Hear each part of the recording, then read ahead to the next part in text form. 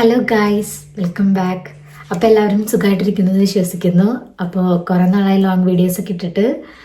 അപ്പം ഇന്ന് വീഡിയോ ഇടാൻ കാരണം എന്താണെന്ന് വെച്ചാൽ, എനിക്ക് ഇൻസ്റ്റാഗ്രാമിൽ ഒരു കുട്ടി മെസ്സേജ് അയച്ചിട്ടുണ്ടായിരുന്നു. പ്രാക്ടിക്കലിനെ കുറിച്ചിട്ടൊരു വീഡിയോ ഇടാമെന്ന് ചോദിച്ചിട്ട്, എന്തൊക്കെ കാര്യങ്ങൾ ശ്രദ്ധിക്കണം അല്ലെങ്കിൽ എങ്ങനെയാണ് പ്രാക്ടിക്കൽ വരുന്നത് എന്നൊക്കെ പറഞ്ഞിട്ട്. അപ്പോൾ ഇന്നത്തെ വീഡിയോ എന്ന് പറഞ്ഞത് പ്രാക്ടിക്കലിൻ്റെ വിശേഷങ്ങളും കാര്യങ്ങളാണ്. നമുക്ക് വീഡിയോയിലോട്ട് കിടക്കാം. അതിനു മുമ്പായിട്ട് ഇപ്പം ഇൻസ്റ്റഗ്രാമിൽ കുറേ ഞാൻ വീഡിയോസൊക്കെ കാണുന്നുണ്ട്. അതായത് ഹൗസ് ബിൽഡിങ്ങിനെ കുറിച്ച് ഇപ്പോഴും സംശയങ്ങളും കാര്യങ്ങളൊക്കെ ആയിട്ട്.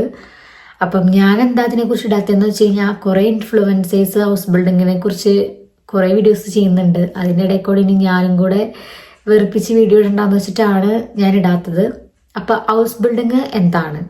ഹൗസ് ബിൽഡിംഗ് എന്ന് പറഞ്ഞു കഴിഞ്ഞാൽ അതൊരു ട്രെയിനിങ് കോഴ്സാണ് ജർമ്മനിയിൽ. അത് പല കോഴ്സുകളുണ്ട്. അപ്പം നമുക്ക് ഇപ്പോൾ ഫീൽഡ് നഴ്സിംഗ് ആണല്ലോ. അപ്പോൾ നഴ്സിങ്ങിനെ കുറിച്ച് പറയാം. ഈ നഴ്സിംഗ് എന്ന് പറഞ്ഞാൽ ഈ ട്രെയിനിങ് കോഴ്സ് അല്ലെങ്കിൽ ഹൗസ് ബിൽഡിങ് 3 വർഷത്തെ കോഴ്സാണ്. നാട്ടിലെ ജനറൽ നഴ്സിംഗ് ആണ്. സ്റ്റീഫൻഡ് ഇങ്ങോട്ട് കിട്ടും. അതെന്ന് പറഞ്ഞത് ചിലപ്പോൾ 1100 to 200 ആ ഒരു റേഞ്ചിലാണ് നമുക്ക് സ്റ്റീഫൻഡ് കിട്ടുന്നത്. അത് ഓരോ വർഷം അനുസരിച്ചും നിങ്ങളുടെ ത്രേഗറിനനുസരിച്ച്, ത്രേഗർ എന്ന് പറഞ്ഞാൽ നിങ്ങൾക്ക് കോൺട്രാക്ട് തരുന്ന വ്യക്തിയെ ആ ഒരു സ്ഥാപനത്തെ അനുസരിച്ച് ചിലപ്പം നമ്മുടെ എമൗണ്ടിൽ വാല്യൂ ചെയ്യാം. ചിലവർക്ക് 100 വെച്ചായിരിക്കും ഇയർലി കൂടുന്നത്, ചിലവർക്ക് 50 യൂറോ വെച്ചിട്ടായിരിക്കും കൂടുന്നത്. അത് നിങ്ങളുടെ കോൺട്രാക്റ്റിൽ കറക്റ്റായിട്ട് മെൻഷൻ ചെയ്തിട്ടുണ്ടായിരിക്കും. പിന്നെ ഈ കോഴ്സ് വരുന്നത് നമുക്ക് പ്രാക്ടിക്കൽ ഉണ്ടായിരിക്കും, പ്ലസ് തിയറി ഉണ്ടായിരിക്കും. ഈ പ്രാക്ടിക്കൽ നമ്മൾ ചെയ്യുന്നത് നമ്മുടെ നാട്ടിലാണെങ്കിൽ ഹോസ്പിറ്റലിലാണ്. പക്ഷെ ഇവിടെ എന്ന് പറഞ്ഞു കഴിഞ്ഞാൽ നമുക്ക് പല സ്ഥലത്ത് ചെയ്യാനുള്ളൊരു ഓപ്പർച്യൂണിറ്റി ഉണ്ട്. അതിൽ നമുക്ക് ഏത് വേണമെങ്കിലും ആഫ്റ്റർ നഴ്സിംഗിന് സെലക്ട് ചെയ്യാം. നമ്മുടെ ഇവിടെ ചെയ്യുന്നത് ആൾട്ടനൈമിൽ ചെയ്യും. ആൾട്ടനൈം എന്ന് പറഞ്ഞാൽ ഓൾഡ് ഏജ് ഹോം. ക്രാങ്കൻ ഹൗസിൽ ചെയ്യും, ഹോസ്പിറ്റലിൽ ചെയ്യും. ക്രാങ്കൻ ഹൗസ് മീൻസ് ഹോസ്പിറ്റൽ. ആംബുലാൻഡയിൽ ചെയ്യും. ആംബുലാൻഡ എന്ന് പറഞ്ഞു കഴിഞ്ഞാൽ നമ്മുടെ പേഷ്യൻ്റെ വീട്ടിൽ പോയിട്ട് ചെയ്യുന്നൊരു സർവീസ് പോലെ ചെയ്യുന്ന ഒരു സംഭവമാണ്. ആംബുലാൻഡയിൽ ചെയ്യും. അതേപോലെ തന്നെ സൈക്കാട്രി ചെയ്യും. അതേപോലെ തന്നെ പീഡിയാട്രി ചെയ്യും. അങ്ങനെ പല പല സെക്ഷനിൽ നമ്മളിവിടെ ചെയ്യും. നമുക്ക് ആഫ്റ്റർ നഴ്സിംഗ് എവിടെ ചെയ്യേണ്ടതെന്ന് ഡിസൈഡ് ചെയ്യാം. അതായത് ഓൾഡ് ഏജ് ഹോമിൽ വേണോ, ഹോസ്പിറ്റലിൽ വേണോ, അല്ലെങ്കിൽ ആംബുലാൻഡ് വേണോ. ഈ 3 ബ്രാഞ്ചിൽ ഏത് വേണമെങ്കിലും നിങ്ങൾക്ക് സെലക്ട് ചെയ്യാം. അപ്പോൾ ഇതാണ് നഴ്സിംഗിൻ്റെ ഒരു ഫുൾ ഇത് വരുന്നത്. പിന്നെ പറയാനാണെങ്കിൽ ഇതിൻ്റെ ഡ്യൂറേഷൻ, അതായത് ക്ലാസ്സിൻ്റെ ടൈമും വർക്കിൻ്റെ ടൈമിൻ്റെ ഡ്യൂറേഷൻ വരുന്നത് അത് പല സ്കൂളിനനുസരിച്ച്, സ്കൂളിനോട് ഷൂളേ എന്നാണ് പറയുന്നത്, ഡിഫറെൻ്റ് ആയിരിക്കും. എനിക്ക് നോർമലി ഫസ്റ്റ് കയറിയപ്പോൾ തന്നെ 3 മാസം ഷൂളേ ആയിരുന്നു. അത് കഴിഞ്ഞിട്ട് പിന്നെ 3 മാസം ഞാൻ വർക്കിലേക്ക്. അതിനിടയിൽ കൂടെ നമുക്ക് വെക്കേഷനും കാര്യങ്ങളും ഉണ്ടായിരിക്കും. അപ്പം ഇതാണ് ഒരു ഹൗസ് ബിൽഡിങ്ങിൻ്റെ സ്ട്രക്ചർ വരുന്നത്. പിന്നെ പലരുടെയും ഡൗട്ടാണ്, നമുക്ക് ഹൗസ് ബിൽഡിങ് ചെയ്യാനാണ് ഏത് ലാംഗ്വേജ് ആണ് വേണ്ടത്. B1 അല്ലെങ്കിൽ B2 ഫുൾ മൊഡ്യൂൾ വേണം നമുക്കിവിടെ ഹൗസ് ബിൽഡിങ് ചെയ്യാനായിട്ട്. അപ്പം നമുക്ക് പ്രാക്ടിക്കൽ സെക്ഷനിലോട്ട് കിടക്കാം. പ്രാക്ടിക്കൽ സെക്ഷൻ എന്ന് പറഞ്ഞാൽ ഇതിന്റെ ഡ്യൂറേഷൻ വരുന്നത് ഒന്നില്ലെങ്കിൽ 2 months, 1 month, 3 months ഒക്കെ ആയിരിക്കും. അത് നിങ്ങളുടെ ത്രേഗറും ഷൂളേനെ ഡിപ്പെൻഡ് ചെയ്തിട്ടിരിക്കും. നിങ്ങൾക്ക് ക്ലാസ് സ്റ്റാർട്ട് ആവുമ്പോൾ തന്നെ നിങ്ങൾക്ക് പ്ലാൻ കിട്ടും. അതായത് 1 to 3 years വരെയുള്ള പ്ലാൻ കിട്ടും. അതിലെല്ലാം കൊടുത്തിട്ടുണ്ടായിരിക്കും. നിങ്ങൾക്ക് ഷൂൾ എപ്പോഴാണ് ഉള്ളത്, ഏത് മാസം തൊട്ട് ഏത് മാസം വരെയാണ്, അതേപോലെ വർക്ക് ഏത് മാസം തൊട്ട് ഏത് മാസം വരെയാണ്. മേ ബി ചിലപ്പോൾ നിങ്ങൾക്ക് കറക്റ്റ് പ്ലേസ് അതിൽ കൊടുത്തിട്ടുണ്ടായിരിക്കില്ല. ഇപ്പം നിങ്ങളുടെ ത്രേഗറിൻ്റെ കാര്യങ്ങളൊക്കെ നിങ്ങൾക്ക് കറക്റ്റ് കൊടുത്തിട്ടുണ്ടായിരിക്കും. പക്ഷെ നിങ്ങൾ സൈക്കാട്രി, പീഡിയാട്രി ഇതിൻ്റെയൊക്കെ ഹോസ്പിറ്റലും കാര്യങ്ങളൊക്കെ എവിടെയൊക്കെയാണെന്ന് ചിലപ്പോൾ കൊടുത്തിട്ടുണ്ടായിരിക്കും. അത് പിന്നെയായിരിക്കും നിങ്ങളുടെ അടുത്ത് പറയുക, ഷൂളേക്കാരോ അല്ലെങ്കിൽ നിങ്ങളുടെ ത്രേഗറോ പറയുന്നുണ്ടാവുക. ഇനി പ്രാക്ടീസ് സെക്ഷനിലോട്ട് കിടക്കുകയാണെങ്കിൽ അപ്പം നിങ്ങളുടെ ഡ്യൂറേഷൻ അതിൽ കറക്റ്റായിട്ട് കൊടുത്തിട്ടുണ്ടായിരിക്കും. ഇനി അവിടെ എന്ന് പറഞ്ഞാൽ ഇപ്പം നിങ്ങളുടെ ഫോർ എക്സാമ്പിൾ എൻ്റെ പറയുകയാണെങ്കിൽ, എനിക്ക് ഫസ്റ്റ് പ്രാക്ടിക്കൽ എൻ്റെ ത്രേഗറിൻ്റെ അവിടെയായിരുന്നു. എൻ്റെ ത്രേഗർ ആൾട്ടനൈമാണ്. അതായത് എനിക്ക് കോൺട്രാക്ട് തന്ന വ്യക്തി എനിക്ക് ആൾട്ടനൈമാണ്. ആ ആൾട്ടനൈമിൽ നിങ്ങൾക്ക് പ്രാക്ടീസ് അനലൈറ്റർ എന്ന് പറഞ്ഞ ഒരു വ്യക്തി ഉണ്ടായിരിക്കും. ആളാണ് നിങ്ങളുടെ കാര്യങ്ങളെല്ലാം നോക്കുന്നത്. അതായത് നിങ്ങൾക്ക് വേണ്ട കാര്യങ്ങളൊക്കെ പറഞ്ഞു തരുന്നതും നിങ്ങളുടെ മെൻറ്റർ എന്നൊക്കെ പറയാം. അങ്ങനെ ഒരാളാണ് പ്രാക്ടീസ് അനലൈറ്റർ.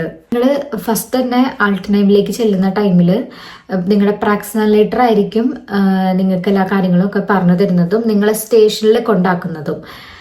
ഇനി സ്റ്റേഷനിൽ കൊണ്ടാക്കി തന്നു കഴിഞ്ഞാൽ അവിടെ ഫ്ലേഗി ക്രാഫ്റ്റ് ഉണ്ടായിരിക്കും, ആൾട്ടൺ ഫ്ലേഗറിൻ ഉണ്ടായിരിക്കും, അതേപോലെ തന്നെ നിങ്ങളെ പോലെ തന്നെ ഹൗസ് ബിൽഡറിന്റെ ഉണ്ടായിരിക്കും.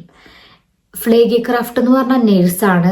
ആൾട്ടൺ ഫ്ലേഗറിൻ എന്ന് പറഞ്ഞു കഴിഞ്ഞാൽ 1 ഇയർ, അതായത് ഐനിയാരിക ഹൗസ് ബിൽഡിംഗ് ചെയ്ത ആൾക്കാരാണ് ആൾട്ടൺ ഫ്ലേഗറിൻ. അതായത് ഫ്ലേഗി ക്രാഫ്റ്റിന് തൊട്ട് താഴെയാണ് ആൾട്ടൺ ഫ്ലേഗറിൻ, അതിന് തൊട്ട് താഴെയാണ് ഹൗസ് ബിൽഡിന്റെ വരുന്നത്. അപ്പോൾ നിങ്ങൾക്ക് ഒരു സ്ട്രക്ചർ ഏകദേശം പിടികിട്ടിയെന്ന് വിചാരിക്കുന്നു. അപ്പോൾ ഫസ്റ്റ് ഡേ നിങ്ങൾ ചെന്ന് കഴിഞ്ഞ് കഴിഞ്ഞാൽ നിങ്ങളുടെ ഫസ്റ്റ് ഡേ എന്ന് പറഞ്ഞാൽ നിങ്ങൾക്ക് എല്ലാം കണ്ട് മനസ്സിലാക്കാനുള്ള ഡേ ആണ്. അത് നിങ്ങൾക്ക് സ്ട്രെസ് അടിക്കേണ്ട യാതൊരു വക ആവശ്യമില്ല. പക്ഷെ നിങ്ങൾ ചെന്ന് കഴിയാൻ ശ്രദ്ധിക്കേണ്ട ഒരു കാര്യം, എല്ലാവരുടെ അടുത്തും നിങ്ങൾ നിങ്ങളെ തന്നെ ഇൻട്രൊഡ്യൂസ് ചെയ്യുക. അതായത് എൻ്റെ പേര് അലീന എന്നാണ്, ഞാൻ ഫസ്റ്റ് ഇയർ സ്റ്റുഡൻ്റ് ആണ്, ഹൗസ് ബിൽഡിംഗ് ചെയ്യുവാണ്. എവിടെ നിന്നാണ് വരുന്നത്? I am from India. ഇത്രയും കാര്യങ്ങളും പറയാനായിട്ട് ശ്രമിക്കുക. അതായത് ഇവിടുത്തെ ഒരു എന്താ പറയുക, ഒരു കൾച്ചർ എന്നൊക്കെ പറയാം. നമ്മൾ പുതിയ പുതിയ ആൾക്കാരെ കാണുമ്പോൾ നമ്മൾ തന്നെ ഇൻട്രൊഡ്യൂസ് ചെയ്യും. പറ്റുമെങ്കിൽ ഷേക്ക് ഹാൻഡ് കൊടുത്തിട്ട് സംസാരിക്കുക. എൻ്റെ പേര് അലീന എന്നാണ്, ഞാൻ ഫസ്റ്റ് ഇയർ സ്റ്റുഡൻ്റ് ആണ്, ഞാൻ ഇന്ത്യയിൽ നിന്നാണ് വരുന്നത്. ഇത്ര കാര്യങ്ങൾ പറയാൻ ശ്രമിക്കുക. ഡീറ്റെയിൽ ആയിട്ട് പറഞ്ഞില്ലെങ്കിലും ഇത്ര കാര്യങ്ങളെങ്കിലും പറയാനായിട്ട് ശ്രമിക്കുക. അത് കഴിഞ്ഞ് കഴിഞ്ഞാൽ നിങ്ങൾ പിന്നെ അതായത് അവിടുത്തെ നിങ്ങളുടെ സ്റ്റേഷനിലത്തെ ഒരു നേഴ്സിൻ്റെ കൂടെ ആയിരിക്കും. ഇപ്പോൾ ഫസ്റ്റ് ഐൻസാറ്റ്സ് ഒക്കെ ആണെങ്കിൽ എനിക്ക് തോന്നുന്നു 1 വീക്കൊക്കെ ആ നേഴ്സിൻ്റെ കൂടെ ആയിരിക്കും പോകുന്നത്. അപ്പം നിങ്ങൾ എന്താ ചെയ്യണമെന്ന് വെച്ച് കഴിഞ്ഞാൽ കെയർ നിങ്ങളൊക്കെ കാണാണ് ചെയ്യാതിരിക്കുക. അതായത് നിങ്ങൾ കെയർ അധികം ചെയ്യില്ലായിരിക്കും, പകരം നേഴ്സ് ചെയ്യുന്നത് കറക്റ്റായിട്ട് കണ്ട് പഠിക്കുകയാണ് ഫസ്റ്റ് ചെയ്യുന്നത്. പിന്നെ നിങ്ങളെ കൊണ്ട് ചെയ്യിപ്പിക്കുക ബെഡൊക്കെ സെറ്റാക്കാൻ, ബെഡൊക്കെ ക്ലീൻ ചെയ്തിടാനും അവിടുത്തെ ഡെസ്കും മാഷൊക്കെ ക്ലീൻ ചെയ്തിടാനും ആയിരിക്കും നിങ്ങളെ കൊണ്ട് ചെയ്യിപ്പിക്കുന്നത് 1 വീക്ക്. അത് കഴിഞ്ഞ് കഴിഞ്ഞാൽ ആ നേഴ്സിന് തോന്നാണ് നിങ്ങൾ ഒറ്റയ്ക്ക് വിടാം. അതായത് ഇപ്പോൾ ഭയങ്കര തിരക്കൊക്കെ ഉള്ള ഒരു സ്റ്റേഷനൊക്കെ ആണെങ്കിൽ നിങ്ങൾ 1 വീക്കൊക്കെ കഴിയുമ്പോഴേക്കും ഒറ്റയ്ക്ക് പേഷ്യൻറ്റിൻ്റെ അടുത്ത് വിട്ടു തുടങ്ങും. അപ്പോൾ നിങ്ങൾ ഈ കണ്ടു പഠിച്ച കാര്യങ്ങളാണ് നിങ്ങളവിടെ അഡാപ്റ്റ് ചെയ്യേണ്ടത്. ഇനി ഇത് സ്റ്റാർട്ടായി കഴിഞ്ഞ് കഴിഞ്ഞാൽ നിങ്ങൾക്ക് 3 ഗിഷ്പ്രേഗ് ഉണ്ടായിരിക്കും. ഏസ്റ്റ് ഗിഷ്പ്രേഗ്, സ്വിഷൻ ഗിഷ്പ്രേഗ്, അതേപോലെ തന്നെ ലാസ്റ്റിലൊരു ഗിഷ്പ്രേഗ് ഉണ്ടായിരിക്കും. ഇത് 3ഉം നിങ്ങൾ പ്രാക്സിലേറ്ററിൻ്റെ ഒപ്പം ആയിരിക്കും ചെയ്യുന്നുണ്ടാവുക. ഏസ്റ്റ് ഗിഷ്പ്രേഗ് എന്ന് പറഞ്ഞാൽ ഫസ്റ്റ് ഗിഷ്പ്രേഗ് ആണ്, ഫസ്റ്റ് ഇന്റർവ്യൂ പോലെ. അത് പ്രാക്സിലേറ്ററും നിങ്ങളും തമ്മിലാണ് സംസാരിക്കുക. അതെന്ന് പറഞ്ഞു കഴിഞ്ഞാൽ നിങ്ങളുടെ എക്സ്പെക്ടേഷൻ എങ്ങനെയാണ്, നിങ്ങൾക്ക് എന്തൊക്കെയാണ് പഠിക്കാൻ, അല്ലെങ്കിൽ നിങ്ങൾക്ക് എന്താണ് തോന്നുന്നത്, നിങ്ങൾക്ക് എന്ത് ബുദ്ധിമുട്ടും കാര്യങ്ങളും ഉണ്ടെങ്കിൽ ഈ അൺലേറ്ററിൻ്റെ അടുത്താണ് സംസാരിക്കുക. അതായത് നിങ്ങൾക്ക് നിങ്ങളുടെ സ്റ്റേഷനിൽ നിന്ന് എന്തെങ്കിലും ബുദ്ധിമുട്ടുണ്ടാവേ അല്ലെങ്കിൽ പേഷ്യൻറ്റിൻ്റെ ഭാഗത്ത് എന്തെങ്കിലും ഉണ്ടാവേ, അതൊക്കെ നിങ്ങൾക്ക് ഫസ്റ്റ് ഫ്ലേഗി ക്രാഫ്റ്റിൻ്റെ അടുത്ത് സംസാരിക്കാം, അല്ലെങ്കിൽ നിങ്ങൾക്ക് പ്രാക്സിലേറ്ററിൻ്റെ അടുത്താണ് സംസാരിക്കേണ്ടത്. ഇനി നിങ്ങൾക്ക് സംസാരിക്കാൻ ബുദ്ധിമുട്ടാണെങ്കിൽ നിങ്ങൾ ഫസ്റ്റ് ഗിഷ്പ്രേഗിൽ പ്രാക്സിലേറ്ററിൻ്റെ അടുത്താണ് അത് സംസാരിക്കേണ്ടത്. സ്വിഷൻ ഗിഷ്പ്രേഗ് എന്ന് പറഞ്ഞു കഴിഞ്ഞാൽ അത് നിങ്ങളുടെ ഷൂളയിൽ നിന്ന് ഒരാൾ വരും, അതേപോലെ തന്നെ പ്രാക്സിലേറ്റർ വരും. നിങ്ങൾ 3 പേരും കൂടെ സംസാരിക്കുന്നതാണ് സ്വിഷൻ ഗിഷ്പ്രേഗ്. ലാസ്റ്റ് നിങ്ങൾ പ്രാക്സിലേറ്ററും നിങ്ങളും തമ്മിലായിരിക്കും സംസാരിക്കുന്നത്. അപ്പോൾ ഇതൊക്കെ കഴിഞ്ഞ് കഴിഞ്ഞാൽ ഓവറോൾ നിങ്ങൾക്ക് നോക്കിയിട്ട് ഒരു മാർക്ക് തരും. അത് നിങ്ങൾ ഷൂളിൽ സബ്മിറ്റ് ചെയ്യണം. ഇതാണ് പ്രാക്ടിക്കലിൽ വരുന്നത്. ഏകദേശം ഒരു സ്ട്രക്ചർ പിടികിട്ടുണ്ടെന്ന് വിചാരിക്കുന്നു. ഇനി നമുക്ക് ഫ്ലേഗിയിലോട്ട് കിടക്കാം. ഫ്ലേഗി എന്ന് പറഞ്ഞ കെയർ ആണ്.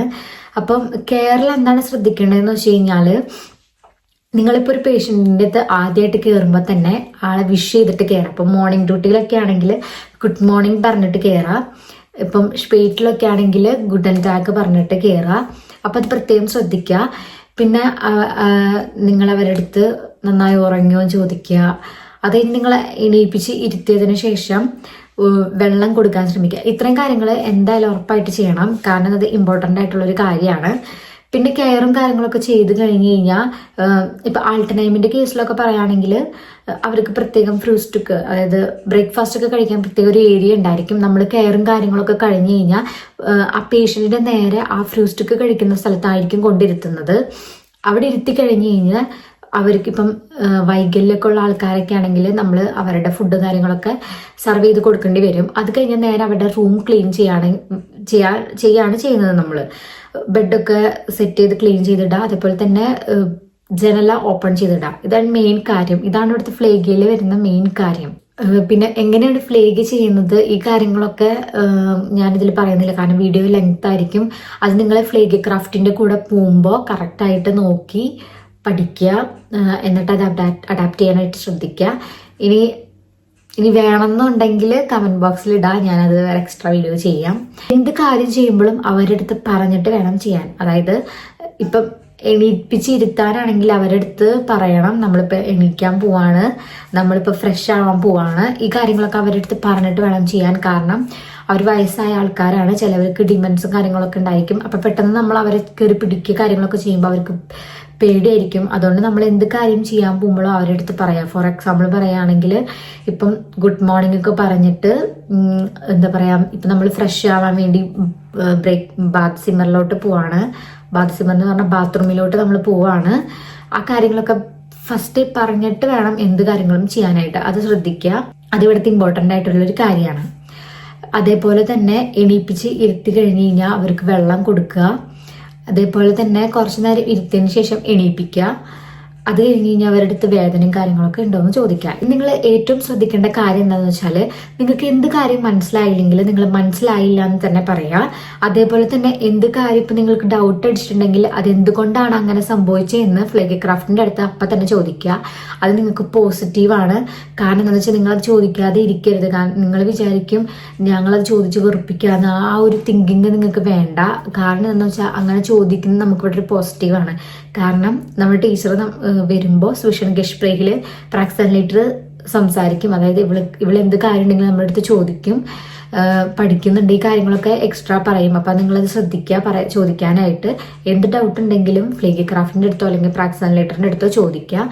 പിന്നെ നിങ്ങൾ ഈ പ്രാക്ടിക്കൽ ചെയ്യുന്ന സമയത്ത് നിങ്ങൾക്ക് പ്രാക്സനലേറ്ററിൻ്റെ കൂടെ ഈ പ്രാക്ടിക്കൽ ചെയ്യാനായിട്ട് ഉണ്ടാവും. അതായത് പുള്ളിക്കാരി വന്ന് നിങ്ങൾക്ക് ഒന്നില്ലെങ്കിൽ എല്ലാ കാര്യങ്ങളും പറഞ്ഞു തരും, അല്ലെങ്കിൽ നിങ്ങൾ ചെയ്യുന്നത് നോക്കിയിട്ട് ഇതിൽ തെറ്റുണ്ടെങ്കിൽ അത് പറഞ്ഞു തരും. പിന്നെ നിങ്ങൾ പ്രാക്ടിക്കൽ ചെയ്യുന്ന സമയത്ത് അതായത് ഇവിടുത്തെ കുറച്ച് വേർഡ്സുകൾ നിങ്ങൾ കേൾക്കും. അപ്പൊ അതിന്റെ മീനിങ് കൂടെ ഞാൻ പറയാം.